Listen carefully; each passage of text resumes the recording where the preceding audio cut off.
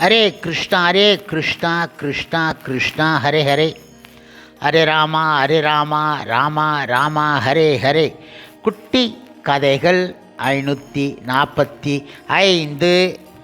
இங்கு மறுபிறவிக்கான இரகசியங்களை தெளிவாக விளக்கும் ஸ்ரீமத் பாகவதம் கதை காண்போம். கர்மம் என்பது இந்த உடலை வசதியாக அல்லது வசதி இல்லாமல் வைப்பதற்கான பலநோக்கு செயல்களின் ஒட்டுமொத்த வடிவம் ஆகும். என்னுடைய பல்வேறு திட்டங்களை நிறைவேற்றுவதற்காக மேலும் 4 வருடங்கள் வாழ்வதற்கு ஒரு வாய்ப்பு கொடுங்கள் என ஒருவர் தனது மரண நேரத்தில் மருத்துவர் இடம் கெஞ்சியதை நான் நேரில் பார்த்து இருக்கின்றேன். மரணத்தின் போது அவர் தனது திட்டங்களை பற்றியே நினைத்து கொண்டு இருந்தார் என்பது இதன் பொருள்.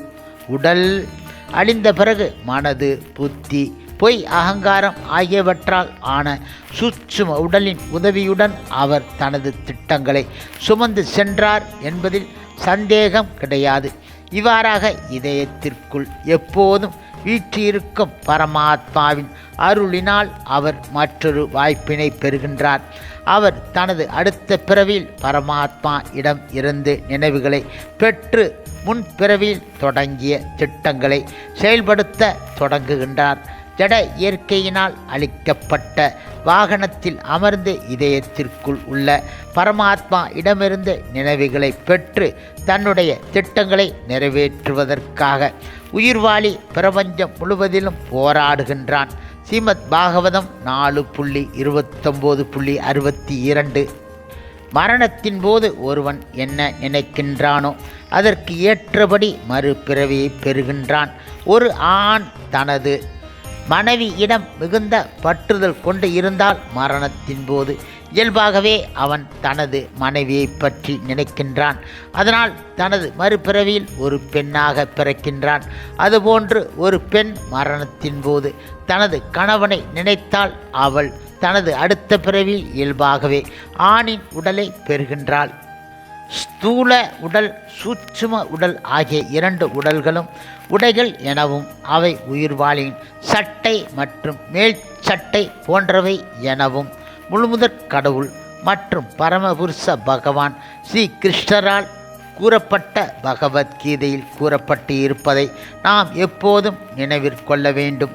பெண்ணாக இருப்பதும் ஆணாக இருப்பதும் உடல் என்னும் உடையை பொறுத்தது. ஸ்ரீமத் பாகவதம் 3.31.41. நாம் நமது தற்போதைய உடலில் அனுபவிக்காத விஷயங்களை அவ்வப்போது கனவில் காண்கின்றோம்.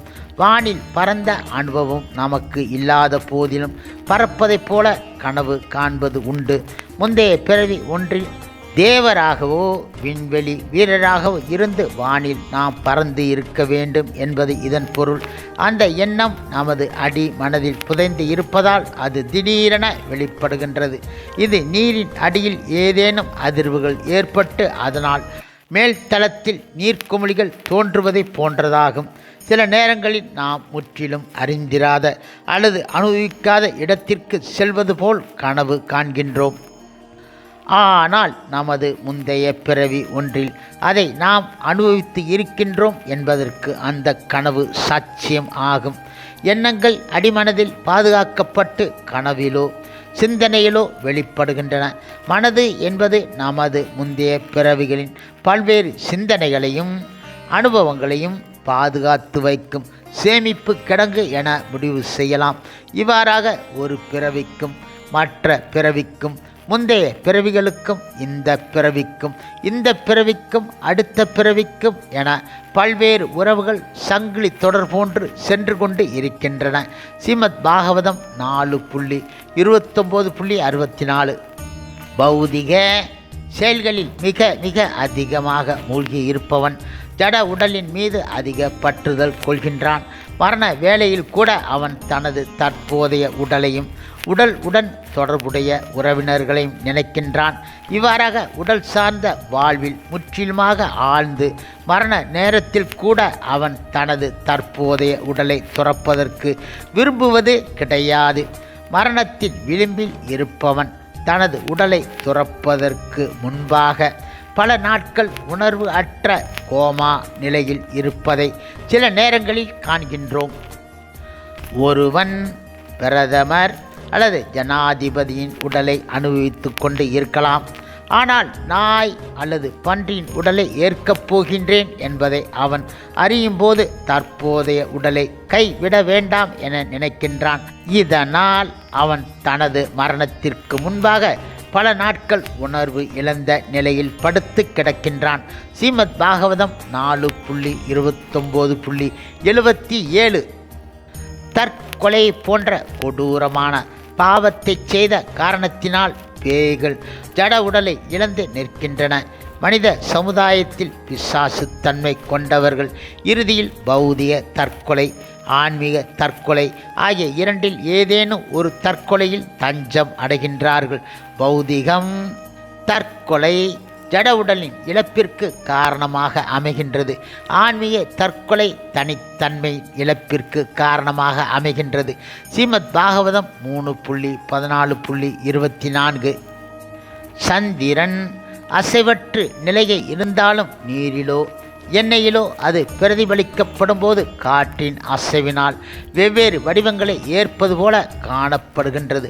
அதுபோன்றே முழுமுதற் கடவுள் மற்றும் பரம புருஷ பகவான் ஸ்ரீ கிருஷ்ணரின் நித்திய தொண்டனான ஆத்மா ஜட இயற்கையின் குணங்களில் புகுத்தப்படும் பொழுது வெவ்வேறு உடல்களை ஏற்கின்றான். சில நேரங்களில் தேவர்களின் உடலையும், சில நேரங்களில் மனிதன், யானை, நாய், மரம் முதலான வெவ்வேறு உடல்களை ஏற்கின்றான். பரமபுருஷ பகவானின் மாயா சக்தியின் ஆதிக்கத்தால் ஒரு உயிர்வாளி தன்னை அமெரிக்கன், இந்தியன், யானை, பூனை, நாய், மரம் என்றெல்லாம் நினைக்கின்றான். இது மாயை என்று அழைக்கப்படுகின்றது. இந்த குழப்பத்தில் இருந்து விடுபட்டு தான் இந்த ஜட உலகில் உள்ள எந்த ஒரு வடிவத்திற்கும் சொந்தமானவன் கிடையாது என்பதை ஒருவன் புரிந்து கொள்ளும்போது அவன் ஆன்மீக தளத்தில் நிலை பெறுகின்றான். உயிர்வாளி தனது மூல ஆன்மீக ரூபத்தையும் ஞானத்தையும் மீண்டும் பெற்றவுடனேயே பரம ரூபமான முழுமுதற் கடவுள் கிருஷ்ணரிடம் சரண் அடைகின்றான். மரண வேளையில் ஒவ்வொரு உயிர்வாளியும் தனது மனைவி, மக்களுக்கு என்ன நேருமோ என கவலைப்படுகின்றான். அதுபோன்று ஒரு அரசியல்வாதி தனது நாட்டிற்கு அல்லது தனது கட்சிக்கு என்ன நேருமோ என கவலைப்படுகின்றான். தான் பிறந்த நாட்டின் மீது அதிக பற்று உடைய பெயரளவு தேசியவாதி அல்லது அரசியல்வாதி தனது அரசியல் வாழ்க்கை முடிவுற்ற பிறகு நிச்சயமாக மீண்டும் அந்த நாட்டிலேயே பிறக்கின்றான். தற்போது ஒருவன் செய்யும் செயல்களின் விளைவு மறுபிறவியிலும் அவனை பாதிக்கின்றது. சில நேரங்களில் அரசியல்வாதிகள் தங்களது புலன் நுகர்ச்சிக்காக கொடிய பாவங்களை செய்கின்றார்கள். எதிர் தரப்பினரை கொல்வது என்பது அரசியல்வாதிக்கு அசாதாரணமான ஒன்று. ஒரு அரசியல்வாதி தனது தாய் நாட்டிலேயே மீண்டும் பிறப்பதற்கு அனுமதிக்கப்படலாம். இருப்பினும் அவன் தனது முந்தைய வாழ்வின் பாவத்தின் பலன்களை அனுபவித்து தீர வேண்டும். ஸ்ரீமத் பாகவதம் 4.28.21. அகிம்சை என்றால் எந்த ஒரு உயிர்வாளியின் வாழ்க்கை பரிணாமத்தை தடுக்காமல் இருப்பதாகும். உடல் கொல்லப்பட்ட பிறகும் ஆன்மப்பொறி ஒருபோதும் மரணம் அடைவது கிடையாது என்பதன் காரணத்தால் மிருகங்களை புலன் நுகர்ச்சிக்காக கொள்வதில் எந்த ஒரு தீங்கும் கிடையாது என ஒருவன் நினைக்கக்கூடாது. போதுமான அளவு தானியங்கள், பழங்கள், பால் ஆகியவை இருக்கும் போதிலும் மிருகங்களை உண்பதில் மக்கள் மயங்கி இருக்கின்றார்கள். மிருகங்களை கொல்வதற்கு எந்த ஒரு அவசியமும் கிடையாது. மிருகங்கள் ஒரு வகையான மிருக இனத்தில் இருந்து மற்றொன்றிற்கு மாறுவதால் அவை தமது வாழ்வின் பரிணாம வளர்ச்சியில் முன்னேறி கொண்டு இருக்கின்றன. ஒரு குறிப்பிட்ட மிருகம் கொல்லப்படும் போது அதன் முன்னேற்றம் தடுக்கப்படுகின்றது.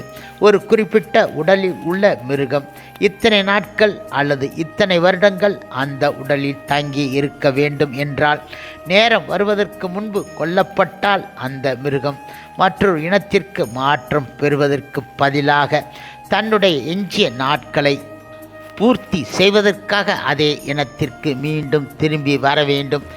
எனவே நாக்கு ருசிக்காக திருப்தி செய்வதற்காக அவற்றின் முன்னேற்றம் தடுக்கப்படக்கூடாது.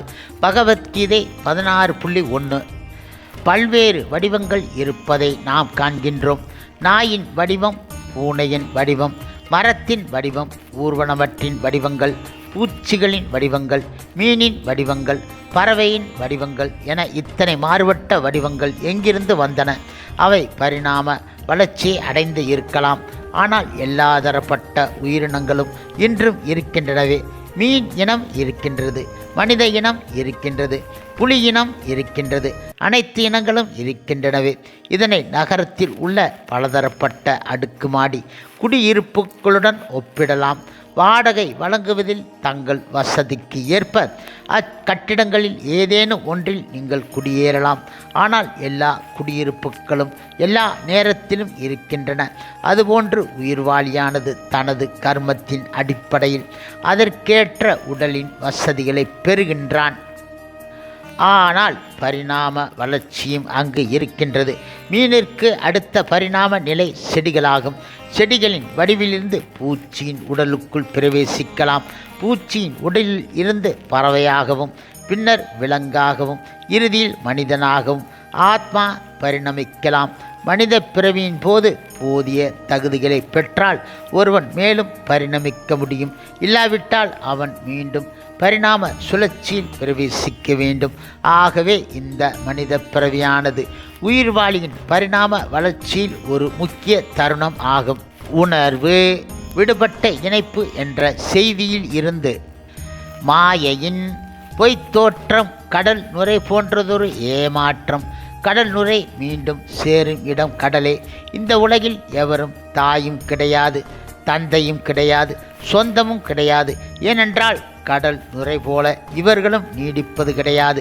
கடல் நுரையோ கடலில் ஒன்று சேர்ந்து மறைகின்றது. அதுபோன்று பஞ்ச பூதங்களில் ஆன உடலும் மறைகின்றது.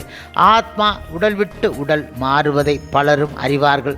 ஆனால் அஃது எத்தனை உடல் பெற்றதென யார் அறிவார்கள்?